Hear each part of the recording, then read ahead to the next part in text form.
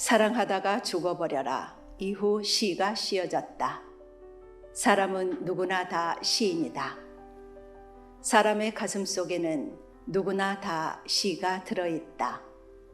그 시를 내가 대신해서 한 권의 시집으로 묶었다. 당신의 가난한 마음에 이 시집의 시들이 맑은 물결이 되어 흘러가기를. 외로우니까 사람이다에 적힌 시인의 말입니다. 깊어가는 가을과 가을이 남기고 간 것들을 빈몸으로 그리워하는 겨울에 따뜻한 위로를 주는 시인이지요. 부시업과 함께하는 시방문화야 놀자 34번째 이야기는 벌써 눈치채셨을 정호승 시인 편으로 준비했습니다. 시인은 슬픔의 시인이며 이별의 시인입니다. 그러기에 그는 새벽과 별의 시인, 곧 기다림과 희망의 시인인 것이지요. 그의 상상력은 가난, 고통, 불행, 소외를 겪고 있는 사람들을 모른 채 해서는 안 된다는, 그러면서 그들과 함께 괴로워하며 슬픔을 함께 느끼는 따뜻한 윤리성을 바탕에 깔고 있습니다. 첫 시집 슬픔이 기쁨에게의 후기에서 그는 이 어렵고 괴로운 세상을 살아가면서 우연히 나의 시집을 읽는 사람들에게 나는 이 시대의 한 사람 시인으로서 얼마만큼 슬픔과 기쁨을 함께 나눌 수 있을 것인지, 깊은 밤 홀로 추위에 떨며 생각하면 할수록 부끄럽고 또 부끄러울 뿐이다 라고 말했습니다. 이렇게 시집을 읽는 사람들에게 슬픔과 기쁨을 주는 시인의 아름다운 시 한 편 낭송으로 듣고 이야기 계속하도록 하겠습니다. 시인의 연어를 부산시 낭송협회 백정임 낭송가의 목소리로 감상해 보겠습니다.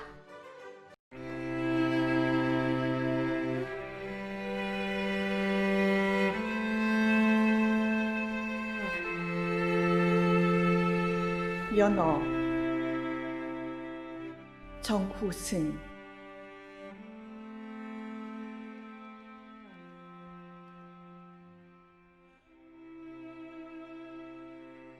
바다를 떠나 너의 손을 잡는다.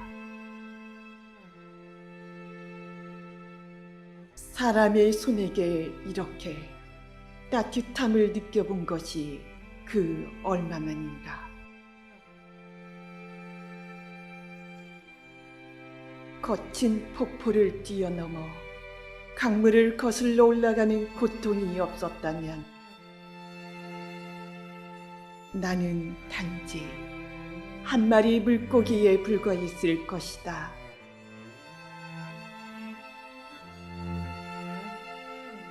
누구나 먼 곳에 있는 사람을 사랑하기는 쉽지 않다. 누구나 가난한 사람을 사랑하기는 쉽지 않다.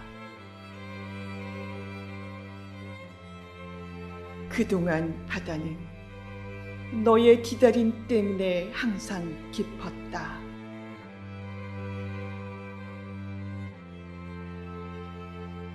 이제 나는 너에게 가장 가까이 다가가 산란을 하고 죽음이 기다리는 강으로 간다.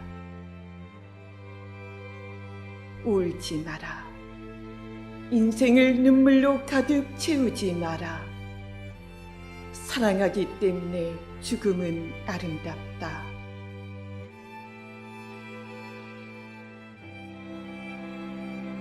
오늘 내가 꾼 꿈은 내가 꾼 꿈의 그림자일 뿐, 너를 사랑하고 죽으러 가는 한날 숨은 별들이 고개를 내밀고 총총히 우리를 내려다본다.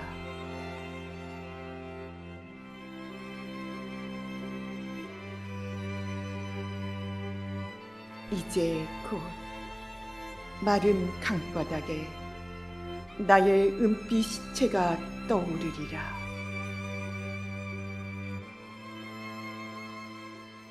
배고픈 별빛들이 오랜만에 나를 포식하고 웃음을 터뜨리며 밤을 밝히리라.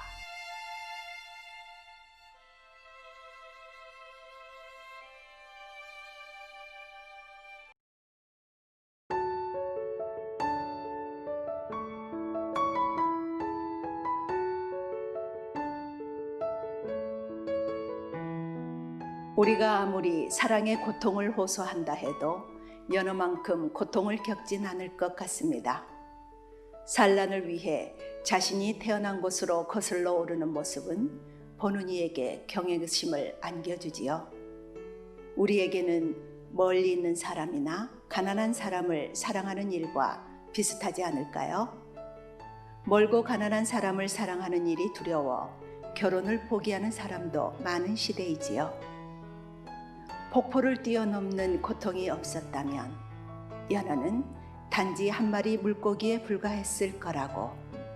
그래서 사랑하기 때문에 죽음은 아름답다고 말하는 고귀함.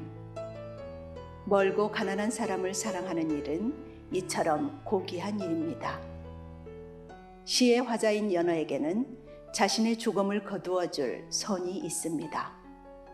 그것이 강물일 수도 시인일 수도 있고, 그들은 산란이 끝나기를 기다릴 줄 알며 연어의 삶에 경의를 표할 줄 아는 존재입니다. 은빛 시체를 배고픈 별빛들이 포식하고 웃음을 터뜨리는 밤.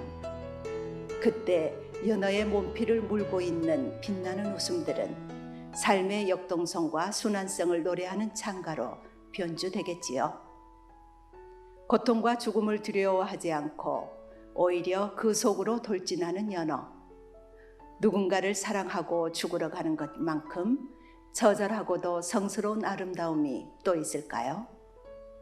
사랑하기 때문에 죽음은 아름답다 라는 고귀함을 보여주는 좋은 시. 좋은 시를 울림 있는 낭송으로 푹 빠져본 시간이었습니다. 몇 해 전 부산 광안리에 있는 성 베네딕토 수녀원에서 정호승 시인의 강연을 들은 적이 있습니다. 강의 내용 중에 시인은 상처 많은 나무가 아름다운 무늬를 남긴다면서 사랑하니까 상처를 받는 거고, 상처를 보석으로 만들지 죽음으로 만들지는 본인의 선택이라고 했던 말이 인상 깊어서 메모를 해두었습니다. 그러다 이번에 정호승 시인 편을 준비하면서 예전 시집들을 뒤적이다 메모를 발견하고는 한동안 메모를 하면서 느꼈던 그 시절로 시간여행을 했답니다. 저는 책을 살 때와 다 읽었을 때 책에 소소한 메모를 해두는데요. 그러다 보면 이 책을 살 때의 감정과 읽고 났을 때의 감정이 같을 때도 혹은 다를 때도 있고요. 시간이 지난 후에 보면 또 다른 추억이 보여 좋더군요. 얼마 전에 책을 정리하면서 그 메모들을 버려야 한다는 게 더 어려운 선택이었습니다. 다시 시인의 시 한 편 들어보도록 하겠습니다. 가시를 부산시 낭송협회 김미선 회원이 들려드립니다.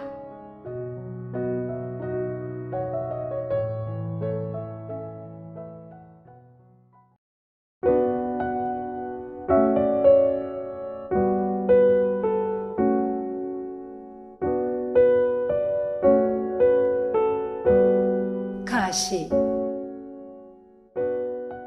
정호승.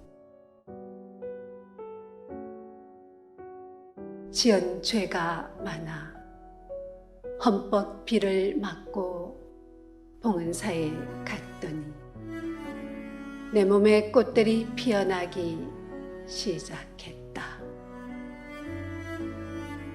손등에는 채송화가, 무릎에는 제비꽃이 피어나기 시작하더니 야윈 내 젖가슴에는 장미가 피어나 뚝뚝 눈물을 흘리기 시작했다.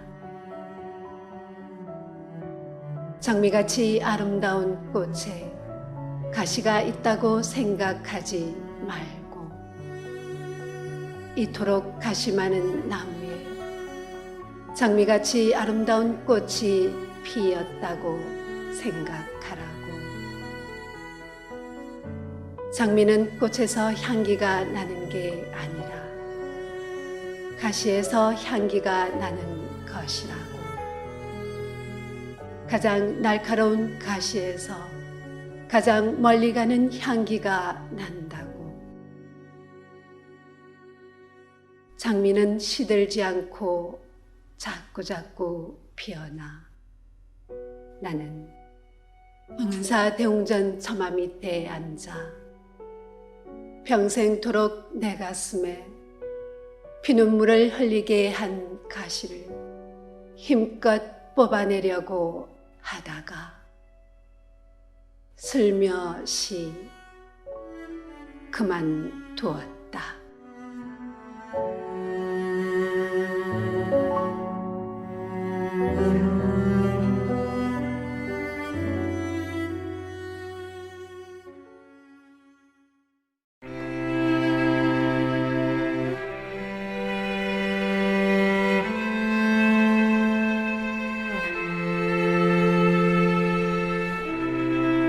시인은 이 시에 대해 이렇게 말합니다. 가시가 없다면 장미는 존재 이유가 없어요. 아름다운 꽃에 이런 가시가 있다니 라고 생각하지 말고 가시나무에서 이렇게 아름다운 꽃이 피다니 라고 생각하세요. 우리 삶도 고통이 없다면 존재 이유가 없어요. 시는 삶의 고통에서 피어나는 꽃이에요. 내 인생의 향기도 고통에서 피어나죠. 라고요. 이제부터는 저도 발상의 전환을 해봐야겠습니다. 가시나무에서 이렇게 아름다운 꽃이 피다니. 담백한 낭송도 곁들이니 고통에서 피어나는 향기가 보이는 듯합니다. 이제 시인의 생애를 잠시 살펴보도록 하겠습니다. 시인은 경남 하동 출생입니다. 종교는 천주교이고요. 경희대학교 국어국문학과를 거쳐 동대학원을 졸업하였습니다. 1972년 한국일보 신춘문예에 동시 석굴암을 오르는 영희가 당선되었고요. 1973년 대한일보 신춘문예에 시 첨성대가 당선되어 시인으로 등단하였으며 1982년 조선일보 신춘문예에 단편소설 위령제가 당선되어 소설가로도 등단했습니다.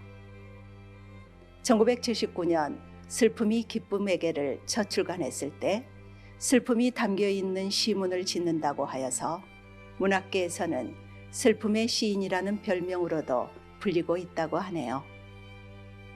1976년 반시동인을 결성하여 활동하였고 한국 사회의 그늘진 명과 분단의 현실 그리고 산업화 등으로 변해가는 것을 토대로 이를 달래는 시를 써왔으며 소외된 사람들을 대상으로 따스함을 주는 시를 쓰고 있습니다. 서울시 문학상, 동서문학상, 정지용 문학상, 한국가톨릭 문학상, 상화문학상, 지리산 문학상, 공초문학상을 수상하였습니다. 이상으로 시방문화야 놀자 34번째 정호성 시인편을 마치도록 하고요. 다음 시간에도 정호성 시인편으로 못다한 이야기 해보도록 하겠습니다. 감사합니다.